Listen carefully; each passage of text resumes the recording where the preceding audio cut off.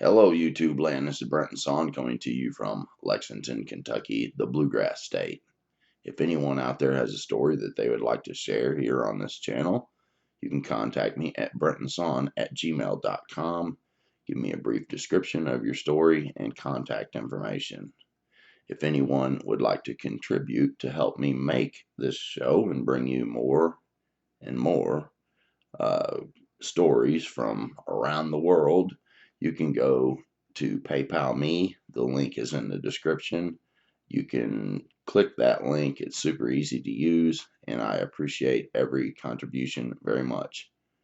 Now, today's story is from Dallas Strong. He's a Native American fellow, and I believe he's in Texas now, and he shares some very interesting Bigfoot encounters and other information too.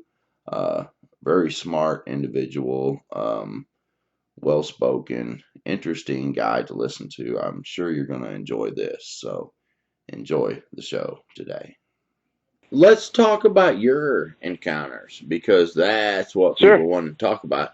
And now you've had a few different sure. encounters. If you would, let's just kind of start from the first one that you told me about, and we'll kind of escalate through the different ones there.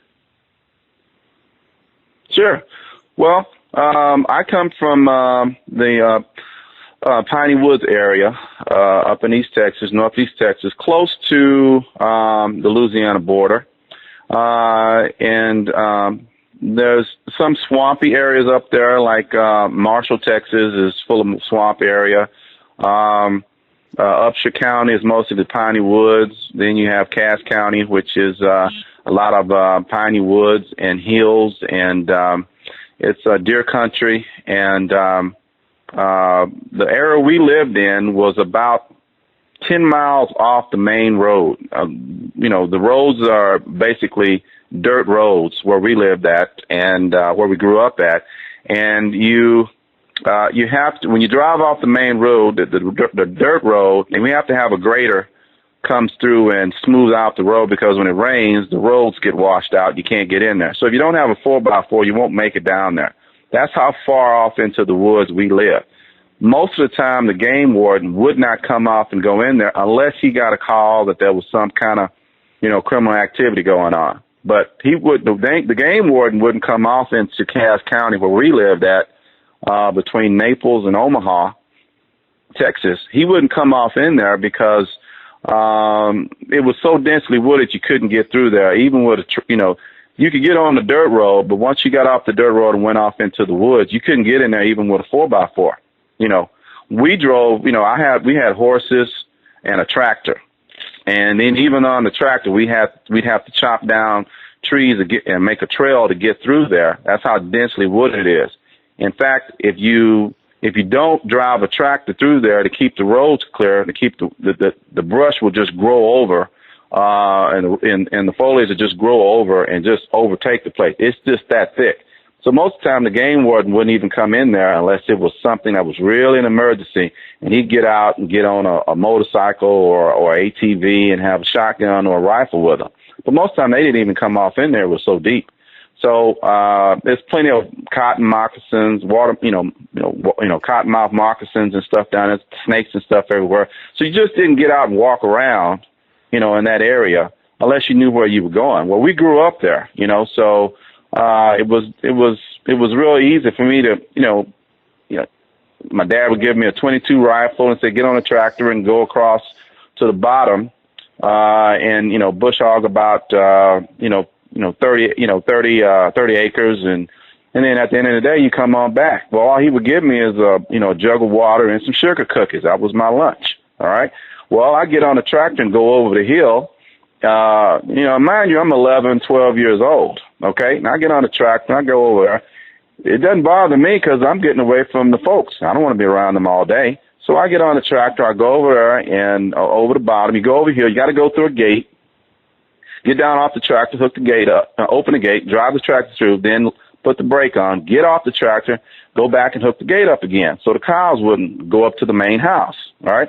Okay. I'm on the tractor. I go across to the bottom, and I got the bush hog on the back of the tractor. So I get over to the bottom, go across the creek, and I'll give an example of what the area looks like. If you ever look at the video that M.K. Davis does about the white Bigfoot that runs across this little old creek, that's what it looks like, just like that. And we had a creek that we had a 4,000 tractor. It's fairly big, and you drive the tractor. You go down in the water, in the little creek, and then you come up on the other side. All right. When you're over on the other side, you're in what's called the bottom, and the bottom is where the cows would go and feed a lot. So we go over there and we plow the area and plant, plowed up the field and then plant the seed. Okay. Then you get done, you drive across the creek again. You get down and the water's coming up almost to the bottom of the tractor. So it's about maybe 1.5 feet of water, and you come on through with the tractor and you come back over the hill. And then when you get to the top of the hill, you got to open the gate again. Well, when I get to the top of the hill, coming back home to the big house, I stopped, put the parking brake on the tractor. I got all these Black Angus and Brahma bulls hanging around the tractor because they thinking I'm bringing some food or a salt block to put in the trough so they can eat. All right. Well, with all these bulls and cows around, I didn't pay attention, but this Sasquatch walked right in front of my tractor. The tractor's about 8 foot long. It walked right in front of my tractor amongst the cattle. They didn't get spooked or anything, so I had no reason to think that, it was anything other than one of those Brahma bulls. We had a black Brahma bull and a gray Brahma, and so I thought it was one of the bulls. But when I got off the tractor and went to open the gate, I looked back at it, and I saw it didn't have any back feet. It didn't have any hind legs. So I looked at it again, and I saw it was woolly with a lot of matted hair on it. And then, now we're around all these, cows and stuff, so I didn't think nothing about the smell. But when I got back to the tractor, I'm like, well, it must be those stinky cows. Cows, they smell bad. You've been around cows, cows smell pretty rough, So they smell like animals. But then when I got on a tractor, all of a sudden I got a whiff of odor that was so strong. I looked back at the thing. I said, maybe it's that thing there smelling so bad. And then when it dawned on me in half a second that it must have been one of those old wild men that my grandmother told me lived up off in the woods, and sometimes they would run across the field. They're trying to get from one pasture to another pasture, and they're going, just going their way. So, well, maybe that's one of those old dirty, stinky men that just hangs out in the wood and doesn't have a bath. But he didn't have any clothes on. All he had was woolly hair from top to bottom, and he was as tall as the Brahma bulls. So I looked at it again, and I said, well, maybe it's one of those old stinking men. Maybe just is a real hairy guy, So I drove the tractor. I got on and drove the tractor through the gate. But this time I got off. I had my .22 rifle with me. I got off with my rifle, and I got there to hook the loop back on the gate to hold it up so the cows wouldn't come through. And I looked at the thing. It was still walking toward the eastern part of the pasture. I looked at it, and then it looked back at me, and it had its eyes just turned red looking, glowy red eyes. And I had my rifle with me, but I didn't get a feeling of attacking or anger or animosity or it was mad at me or was going to chase me or nothing. It just looked at me like, hey, dude, how you doing? I'm just walking across the field. Hope you have a good day. That's the feeling I got from the thing. I didn't get any kind of evil, angry spirit or feeling or intuition from this creature. And so I said, well, I must be seeing just an old man who has hairy hair, but he couldn't be that tall unless he was an 8 foot tall man. And then the thing took off and ran. That's what made me think that it wasn't a man, because a man couldn't run that fast. So when it took off and it looked at me like, okay, I'm fixing to leave, bye. Woo, and it just took off and started running. And it didn't run like a sprinter, like a Carl Lewis or a Ben Johnson or anybody, or a Usain Bolt. It didn't run like a regular human being.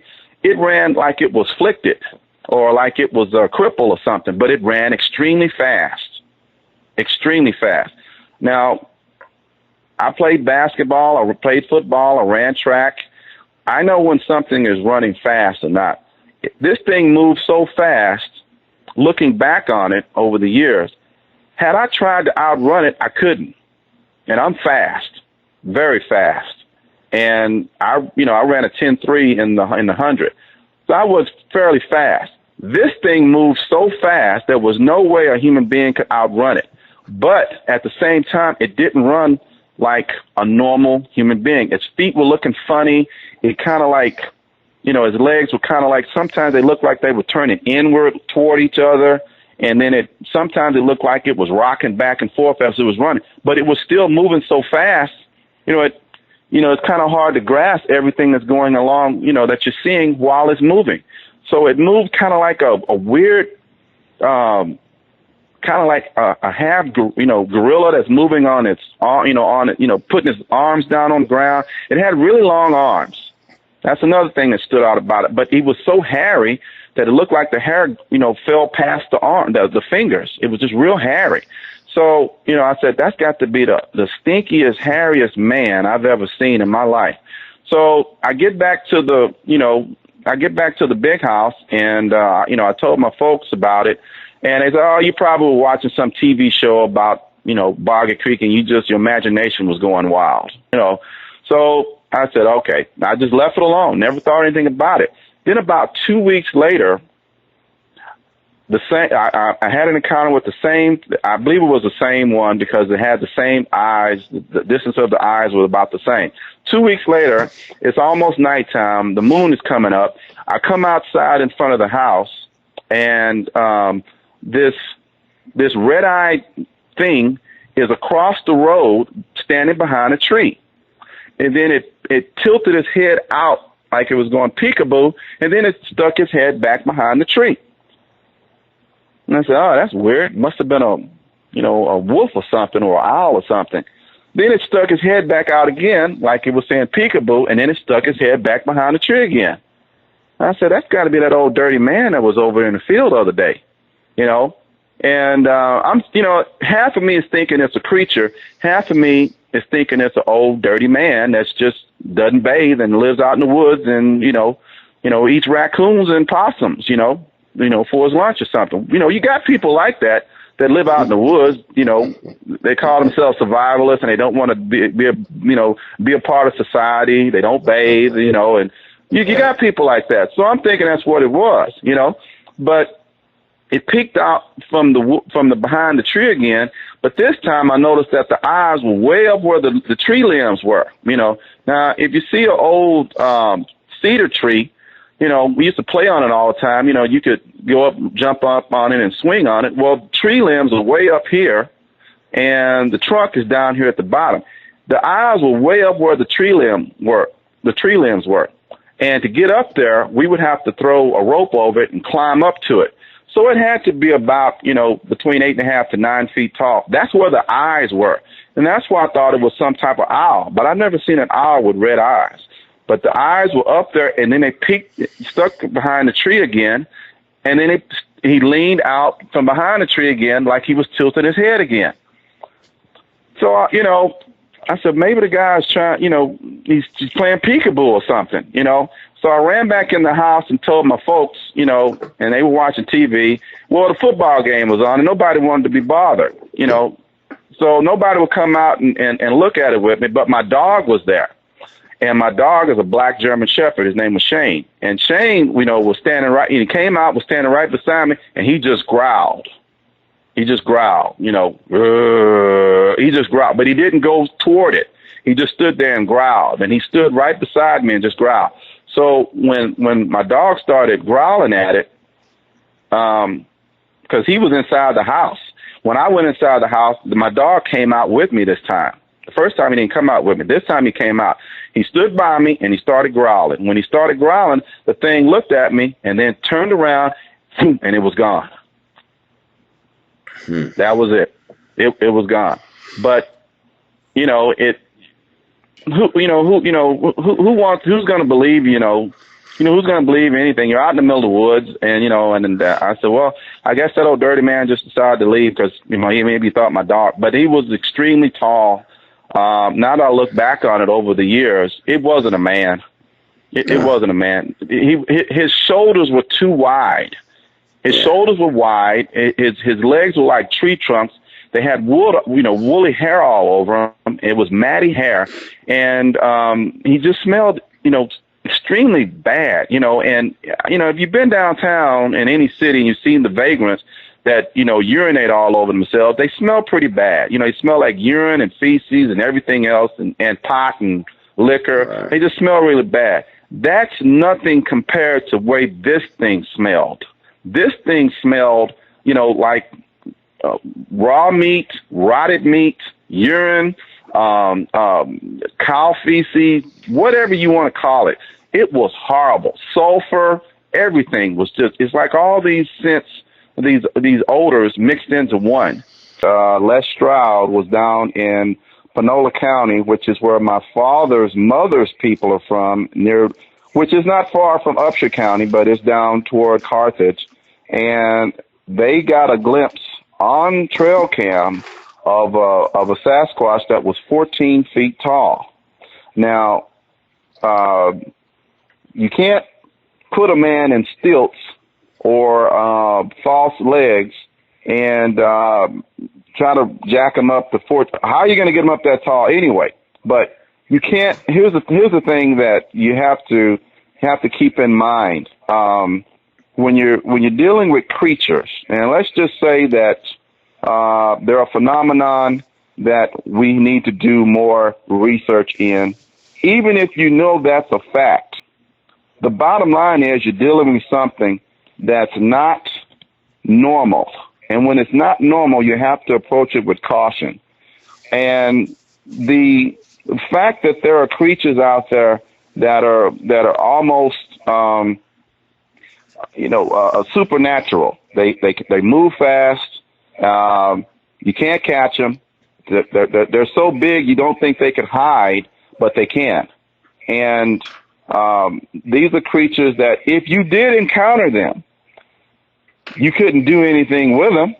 There's nothing you could do to stop them if they wanted to come after you. So with that in mind as a backdrop, if there's something out there that is that ferocious and big, if it wanted you for lunch, you would be its lunch. Right. You're lucky you got away with it, okay? Right. So if you're brave enough to try to go back and look for the thing, and try to do some research on it, and you're not in a battle tank or MRAP vehicle that's got armor resistant metal on it, you better think twice about going off into those woods. Now, if you do want to do that and you got proper protection and you're in a big vehicle that you're protected in, and you go off in there and you look for the thing, first of all, if you see it, it's because it wants you to see it. It's going to smell you long before you smell it. Because you're in its domain. It's going to know you're there before you know it's there. So if it lets you see it, that's a blessing. You're lucky. All right. Now, the people that you bring on your show have some very fascinating stories. And but they're at the same time, they're fearful that they're going to get ridiculed.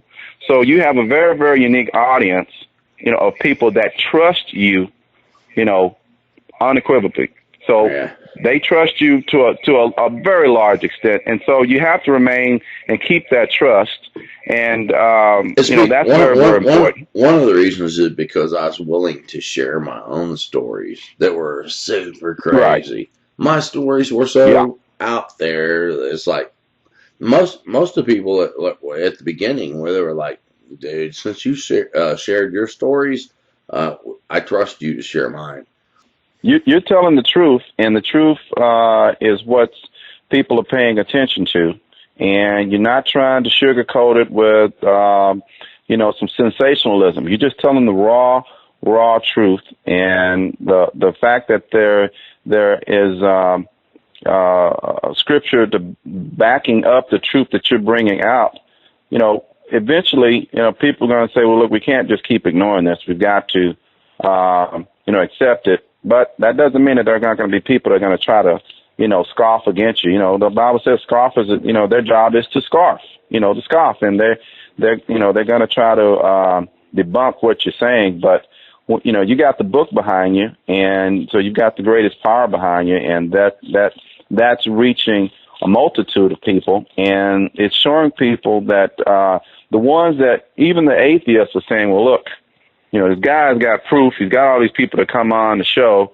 He's got all these photographs. He's got all this evidence and everything, and the same thing can't be happening around the world, and everybody's a hoaxer. Somebody, you know, has got to be telling the truth. Now the guy's backing up with scripture. Well, even if you're an atheist, you're going to have to admit that, you know, the Bible gives you an answer that your reasoning can't come up with an answer. So, you know, you've got that, you know, on your side, and eventually somebody's going to take notice of it and try to take you, you know, nationwide or you know, up to the big time. That's where you're going to have to, you know, bring in your, you know, your perception of whether this is a bear trap, or whether they're trying to set me up to fail, or whether, you know, they're trying to get me to tell something that's not true. You know, that's where the big decisions are going to come in. Because sometimes, you know, like I said, all the gifts aren't gold. You know, sometimes they're kind of, you know, they may have a lining in them that's not silver. You know, and you got to, you know, some people want you to compromise the truth. And the reason why I watch the show is because it's uncompromising. It's just raw, in your face, dead serious. These people are coming to you, you know, confessing to you because they know you'll listen to them, and you won't laugh at them. You know, you won't, you know, you don't, you know, try to make them feel like, you know, they're a goof, you know, over the phone, and you believe, you really honestly sound like you believe what they're saying and what they're telling you, and people appreciate that. People know when you're trying to, you know, do a Barbara Walters interview with them, you know, and then catch them in a lie at the same time. They know. Yeah. You know, we can tell. We can tell. We know if you're trying to, you know, do something like, you know, one of these old television programs, like, you know, oh, we're glad to have you here. But what you're saying is, don't you think that's kind of a little far-fetched? Well, yeah. That person just telling you that they really don't believe what you're saying, but they're trying to, you know, make you embarrass yourself. And that's, you know, deceitful. I don't like shows like that.